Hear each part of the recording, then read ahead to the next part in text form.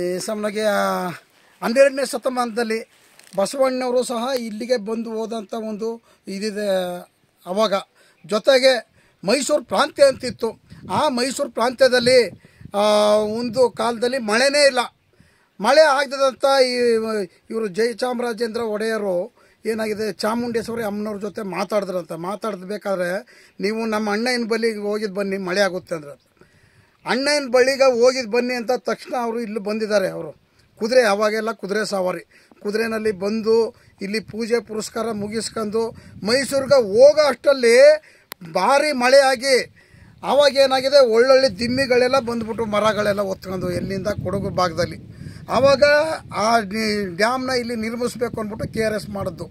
ಆವಾಗ ಇಲ್ಲಿ ಬಂದು ಹೋದ್ಮೇಲೆ ಜೊತೆಗೆ ಇಲ್ಲಿ ಒಂದು ರಣಧಾರ ಅಂತ ನಾವು ಅಂತೀವಿ, ಮುಳ್ಳಾಚಮ್ಮರ ಮುಡುಗುಂಡದ ಮುಳ್ಳಾಚಮ್ಮ ಇಲ್ಲಿ ಬಂದು ಸ್ನಾನ ಮಾಡ್ಕೊಂಡು ಅಣ್ಣಯ್ಯನವ್ರಿಗೆ ಪೂಜೆ ಮಾಡಿ ಅವ್ರ ಆಶೀರ್ವಾದ ತಕ್ಕೋಯ್ತಂತ ಒಂದು ಇತಿಹಾಸ ಇಲ್ಲಿದೆ ಬ್ರದರ್. ಇಲ್ಲಿ ಒಂದು ಕಲ್ಡಾರ ಅಂತ ಇದೆ, ಇವಾಗಲೂ ಸಹ ನೀರಿದೆ. ಎಂಥ ಬೇಸಿಗೆನಲ್ಲೂ ನೀರಿರುತ್ತೆ. ನಾವು ಏನಾಗಿದೆ, ಮೇಲೆಲ್ಲ ಏನೋ ಒಂದು ಪಾಚಿಗಳು ಇನ್ನೊಂದು ಇರೋದ್ರಿಂದ ಆ ನೀರಿನ ಮೇಲೆ ಬಟ್ಟೆ ಹಾಕ್ಬಿಟ್ಟು ನಾವು ಬಾಯಿ ಹಾಕೋದು, ಎಲ್ಲರೂ ಹೋದಂಥವರೆಲ್ಲ ನೀರು ಕುಡಿದ್ರು. ಜೊತೆಗೆ ನೀರಳ್ಳ ಪುಡಿ ಅಂತ ಇತ್ತು ಮುಂದೆ. ನಮ್ಮ ಚಿಕ್ಕದಲ್ಲಿ ಇವಾಗ ನೀರು ಕಡಿಮೆ ಇದೆ, ಮಳೆ ಇಲ್ಲದ್ರಿಂದ ನೀರಿಲ್ಲ. ಪ್ರತಿ ವರ್ಷ ಪೂರ್ತಿ ನೀರು ಹರಿತಾ ಇತ್ತು, ನಾವು ಸ್ನಾನ ಮಾಡ್ತಾ ಇದ್ವಿ. ದೇವಮಾನರು ಇವಾಗಲೂ ಕೂಡ ಇಲ್ಲಿ ವಾಸ ಮಾಡ್ತಾ ಇದ್ದಾರೆ. ನಾವು ಪ್ರತ್ಯಕ್ಷ ನಾವು ನೋಡಕ್ಕಂತೂ ಆಗಲ್ಲ.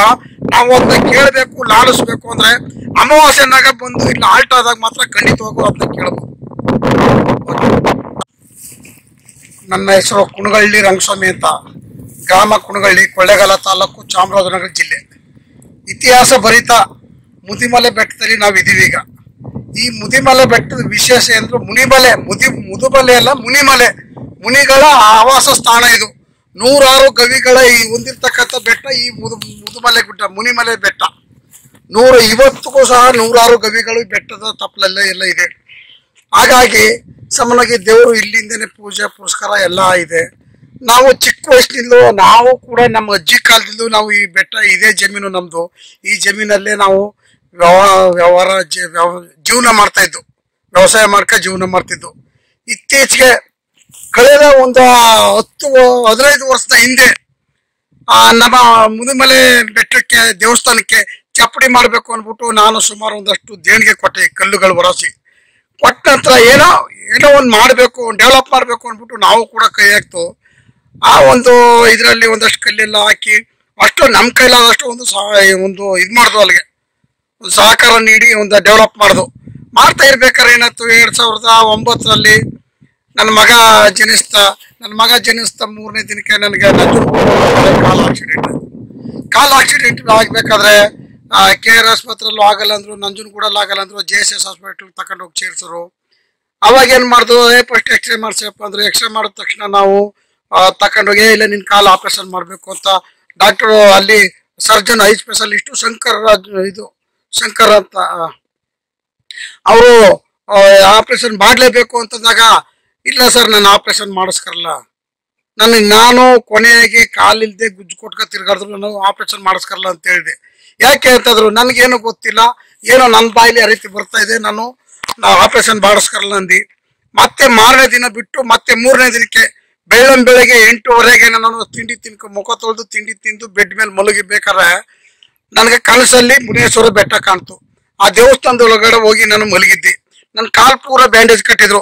ಬ್ಯಾಂಡೇಜ್ ಕಟ್ಟಿಬೇಕಾದ್ರೆ ಹೆಬ್ಬೆರಳು ಮಾತ್ರ ನಾನು ಕಾಣ್ತಾ ಇತ್ತು. ಏನಾಯ್ತು, ಅಲ್ಲಿ ದೇವಸ್ಥಾನದ ಒಳಗಡೆ ಏನೋ ದೇವರು ಬಂದು ನನ್ನ ಕಾಲ ಎಳೆದ್ಬಿಟ್ರು. ಉಗುರು ಬೆಟ್ಟು ಎಳೆದ ತಕ್ಷಣ ನನ್ನ ಕಾಲು ಮತ್ತೆ ಸರಿ ಆಯ್ತು. ಮತ್ತೆ ಮಾರನೆಗೆ ಎಕ್ಸ್ರೇ ಮಾಡಿಸ್ರಿ, ಇವ್ರದ್ದು ಕರ್ಕೊಂಡೋಗಿ ಅಂದ್ಬಿಟ್ಟು ಅಸಿಸ್ಟೆಂಟ್ಗಳಿಗೆ ಹೇಳಿದ್ರು ಡಾಕ್ಟ್ರು. ಹಾಗೆ ಕರ್ಕೊಂಡೋಗಿ ಆಪರೇಷನ್ ಇದು ಎಕ್ಸ್ರೇ ಮಾಡಿಸ್ಬಿಟ್ಟು ನೇರ ಎಕ್ಸ್ರೇ ಇಟ್ಕೊಂಡು ಡಾಕ್ಟ್ರು ನನ್ನ ಹತ್ರ ಬಂದ್ರು. ಏನಯ್ಯ ನೀನು ಏನ್ ಪವಾಡ ಮಾಡಿದೆಯಾ, ಏನ್ ಯಾವ ಬಾಯಿಲಿ ಹೇಳ್ತಾ ನೀನು ಆಪರೇಷನ್ ಬೇಡ ಅಂತಿಲ್ಲ, ನಿನ್ ಕಾಲು ಸರಿ ಇದೆಯಲ್ಲ ಅಂತ ಹೇಳಿದ್ರು. ಇಲ್ಲ ಸರ್, ಏನೋ ಒಂದು ದೈವ ಶಕ್ತಿ ನಾವು ನಂಬಿದೀವಿ, ಆ ದೈವ ನಮ್ಮನ್ನು ಕಾಪಾಡ್ತಾ ಇದ್ದಾರೆ ಅಂತ ನಾನು ಹೇಳಿದೆ. ಇಷ್ಟೇ ಹೇಳೋದು. ಅದಾದ ನಂತರ ಏನಾಗಿದೆ, ಒಂದು ಅಮಾವಾಸ್ಯೆ, ದೀಪಾವಳಿ ಅಮಾವಾಸ್ಯೆಯಲ್ಲಿ ನಮ್ಮ ಈ ಜಮೀನಿನಲ್ಲಿ ಕಡಲೆಕಾಯಿ ಬೆಳೆದಿದ್ದು. ನಮ್ಮ ತಂದೆ ಇರ್ಲಿಲ್ಲ, ನಾನು ನಮ್ಮ ತಂದೆ ಇಬ್ರು ಮಲಗ್ತಾ ಇದ್ದು ಬಂದು. ಅವತ್ತೇನಾಗಿದೆ, ನಮ್ಮ ತಂದೆ ಬರ್ಲಿಲ್ಲ, ಬೇರೆ ಊರಲ್ಲಿ ಹೋಗಿದ್ದಾರೆ ಹಬ್ಬಕ್ಕೆ. ನಾನು ಒಬ್ಬನೇ ಬಂದು ಮಲಗಿದ್ದೀನಿ. ಮಳೆ, ವಿಪರೀತ ಮಳೆ ಬಂದು ಬ್ಯಾಟ್ರಿ ಹಾಕ್ಬಿಟ್ಟು ಸದ್ದು ಮಾಡ್ಬಿಟ್ಟು ಇಲ್ಲಿ ಮಲಗಬೇಕಾದ್ರೆ ಬೆಳಗಿನ ಜಾವ 4 ಗಂಟೆಗೆ ಭಾರಿ ತಾಳ ಮೇಳ ಇಂಪಾಗಿ ಬಂತು ಎಲ್ಲ ನಮ್ಮ ಗವಿ ದೇವಸ್ಥಾನದಿಂದ. ದೇವರ ಒಂದು ಪೂಜೆ ನಡೆತ್ತು. ಇವತ್ತು ಕೂಡ ನಾವು ಅದನ್ನ ನೆನೆಸ್ಕೊಂಡ್ರೆ ಮೈಯೆಲ್ಲ ಏನೋ ಒಂದು ರೀತಿ ಆಗುತ್ತೆ. ಆ ಒಂದು ಇತಿಹಾಸ ಭರಿತಾದ ಒಂದು ಇದು ಇವತ್ತು ಕೂಡ ಮುನೇಶ್ವರ ಸ್ವಾಮಿ ಇಲ್ಲಿ ನೆಲೆಸಿದ್ದಾರೆ. ಇವತ್ತು ನಾವು ಇಷ್ಟೆಲ್ಲ ಡೆವಲಪ್ ಮಾಡಿದ್ವಿ ಅಂದ್ರೆ ಅವ್ರ ಸಹಕಾರನೇ ಇವತ್ತು ನಮ್ಮ ಈ ಭಾಗದಲ್ಲಿ ಸರ್ಪ ಓಡಾಡ್ತಾ ಇದೆ. ಇಲ್ಲಿ ಇದುವರೆಗೂ ಯಾರು ನಮ್ಮ ಈ ಭಾಗದವರು ಮಾಂಸಾಹಾರ ಇನ್ನೊಂದು ಪ್ರತಿಯೊಂದು ಒಂದು ಗಂಡ ಹೆಂಡತಿ ಸಂಸಾರ ಅದನ್ನು ಕೂಡ ಇಲ್ಲ. ನಾವು ಮನೆಯಲ್ಲಿ ಇಲ್ಲಿ ವಾಸ ಮಾಡ್ತಾ ಇದ್ವು, ಇಲ್ಲೇನೆ ಇದ್ವು ನಾವು ಸಂಸಾರ, ಆದ್ರೂ ಕೂಡ ನಾವು ಗಂಡ ಹೆಂಡತಿ ಹೋಗ್ತಿರಲಿಲ್ಲ.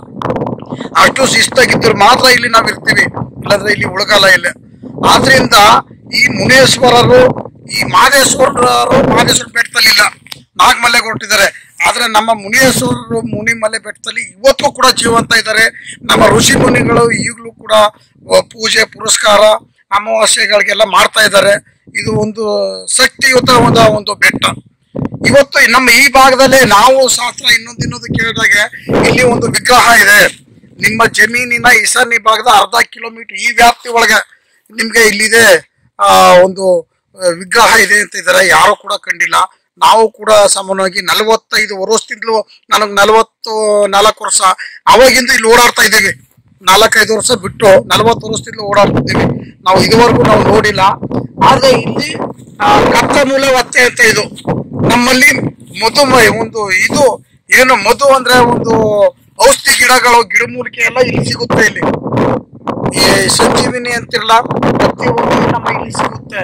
ಇಲ್ಲಿ ಏನಾಗಿದೆ ಅಂದ್ರೆ ಹಿಂದೆ ಸಾಮಾನ್ಯವಾಗಿ ಯಾವತ್ತೋ ಒಂದು 100 ವರ್ಷದ ಹಿಂದೆ ನಮ್ಮ ಅಜ್ಜಿ ಹೇಳಿದ್ರು, ನಾವಂತೂ ಹೇಳಿಲ್ಲ. ಈ ಕಳಬರ ಅವರು ಬರ್ತಾ ಇದ್ರು, ಯಾವ್ದೋ ಗಿಡಮೂಲಿಕೆ ತಗೊಳ್ಳೋಕೆ.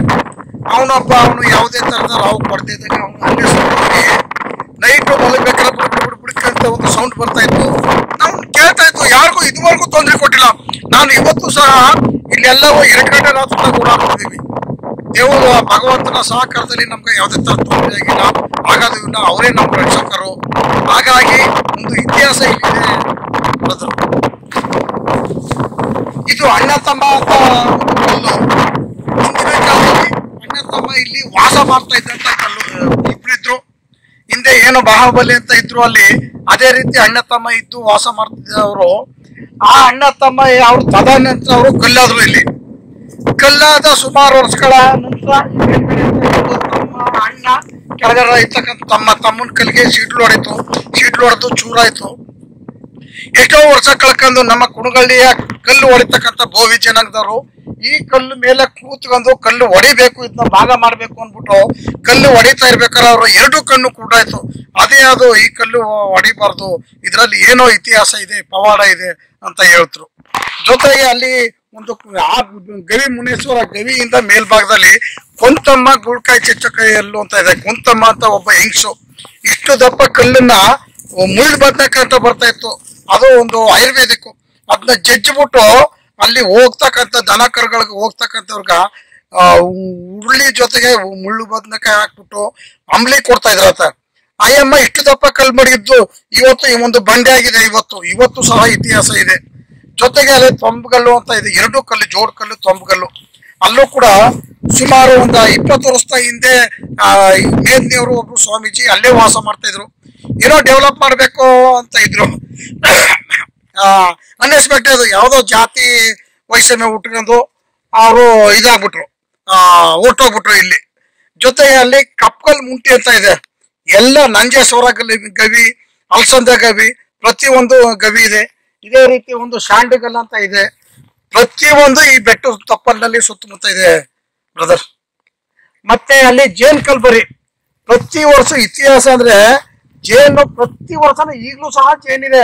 ಇವಾಗ ಸ್ವಲ್ಪ ಮಳೆ ಕಡಿಮೆ ಅಭಾವದಿಂದ ಜೇನು ಇಲ್ಲಿ ಆಹಾರ ಇಲ್ಲದ ಕಾರಣ ಈಗ ಸ್ವಲ್ಪ ಕಡಿಮೆ ಆಗಿದೆ. ಆ ಜೇನು ಅಳಿಬೇಕಾದ್ರೆ ಆ ಜೇನು ಕುರುಬರು ಬಂದ್ರು ತೊಟ್ಟಲಿನಿಂದ ಕೆಳಗಡೆ ಇಳಿದು ಜೇನು ಅಳಿತಾ ಇದ್ರು. ಇದು ಇತಿಹಾಸ. ಇನ್ನು ತುಂಬಾ ಏನೇನೋ ವಿಶೇಷಗಳಿದೆ ಇಲ್ಲಿ ಈ ಮುದುಮಲೆ ಬೆಟ್ಟದಲ್ಲಿ. ಇವತ್ತು ಸಹ ಈ ಭಾಗದಲ್ಲಿ ನಮ್ಮ ಗವಿ ಮುನೇಶ್ವರ ದೇವಸ್ಥಾನ ಆಜುಬಾಜಿನಲ್ಲಿ ಯಾರು ಮಾಂಸಾಹಾರ ತಿನ್ನಗಿಲ್ಲ, ಗಂಡ ಹೆಂಡತಿರು ಜೊತೆ ಆಗಿಲ್ಲ, ಮತ್ತೆ ಇನ್ಯಾವುದೇ ತರದ ಒಂದು ಅಕ್ರಮ ಚಟುವಟಿಕೆ ಮಾಡಿದವರು ಯಾರು ಇಲ್ಲಿ ಉಳಿಯಲ್ಲ. ಇವತ್ತು ಸ್ವಲ್ಪ ಕವಲಾಗಿದೆ, ಇಲ್ಲಿ ಸ್ವಲ್ಪನೇ ರಕ್ಷಣೆ ಆಗಿದೆ. ಏನಾದ್ರು ಅಕ್ರಮ ಮಾಡೋರ್ಗೋ ಮಾಂಸಾಹಾರ ತಿನ್ನೋರ್ಗು ಏನಾದ್ರು ತೊಂದ್ರೆ ಇವತ್ತು ಕೂಡ ಆಗ್ತಾ ಇದೆ ಈ ಜಾಗದಲ್ಲಿ. Okay, thank you.